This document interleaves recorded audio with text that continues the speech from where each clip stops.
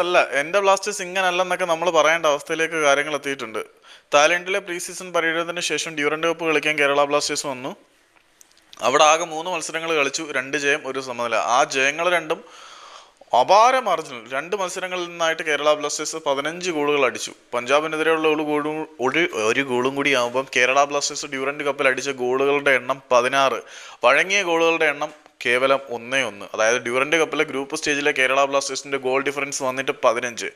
ഈ ഡ്യൂറന്റ് കപ്പിലെ കേരള ബ്ലാസ്റ്റേഴ്സിന്റെ പെർഫോമൻസിനെ അനലൈസ് ചെയ്തതിന് ശേഷം കേരള ബ്ലാസ്റ്റേഴ്സ് UAE-യിലേക്ക് ഒരു പ്രീ സീസൺ ടൂർ കൂടി ISL തുടങ്ങുന്നതിന് മുമ്പ് നടത്താൻ പദ്ധതിയുണ്ട് എന്നാണ് പുറത്തേക്ക് വരുന്ന റിപ്പോർട്ട് സൂചിപ്പിക്കുന്നത്.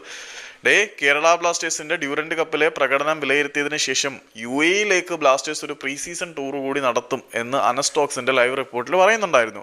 പിന്നെ മറ്റൊരു കാര്യം കൂടി ഉണ്ട്. ഇതിനെ നമുക്കൊരു വലിയ ഡിസിഷനായിട്ട് വേണമെങ്കിൽ പറയാം. കേരള ബ്ലാസ്റ്റേഴ്സ് 2 വിദേശ പ്രീ സീസൺ പര്യടനങ്ങൾ നടത്തുക എന്ന് പറഞ്ഞാൽ ക്ലബിന്റെ ചരിത്രത്തിലെ ഏറ്റവും വലിയ ഇൻവെസ്റ്റ്മെന്റ് അല്ലെങ്കിൽ ഏറ്റവും വലിയ മുന്നൊരുക്കമായിട്ടൊക്കെ നമുക്കിതിനെ വിലയിരുത്താമെങ്കിൽ പോലും ഇതിന്റെ പിന്നിൽ മറ്റൊരു ഘടകം കൂടിയുണ്ട്.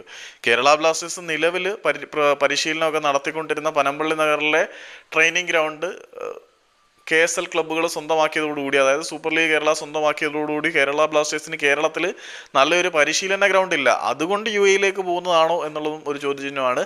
തൃപ്പൂണിത്തറയിൽ കേരള ബ്ലാസ്റ്റേഴ്സ് സെപ്റ്റംബറോട് കൂടിയിട്ട് ഒരു ട്രെയിനിങ് ടർഫ് സെറ്റപ്പ് ആക്കി എടുക്കാനുള്ള പരിപാടികൾ തുടങ്ങി എന്ന തരത്തിൽ റിപ്പോർട്ടുകളുണ്ട്. അത് എത്രമാത്രം സത്യമാണെന്ന് അറിയില്ല. പക്ഷേ കേരള ബ്ലാസ്റ്റേഴ്സിന്റെ ഡ്യൂറന്റ് കപ്പിലെ പ്രകടനത്തിനെ വിലയിരുത്തിയതിനു ശേഷം കേരള ബ്ലാസ്റ്റേഴ്സ് ഒരുപക്ഷെ UAE-യിലേക്ക് പോകാനുള്ള സാധ്യതകളെ തള്ളിക്കളയാൻ കഴിയില്ല. അത്തരത്തിലൊരു പദ്ധതി അണിയറയിൽ നടക്കുന്നുണ്ടെന്ന് അനസ്റ്റോക്സിന്റെ ലൈവ് റിപ്പോർട്ടിൽ പറഞ്ഞിട്ടുണ്ട്.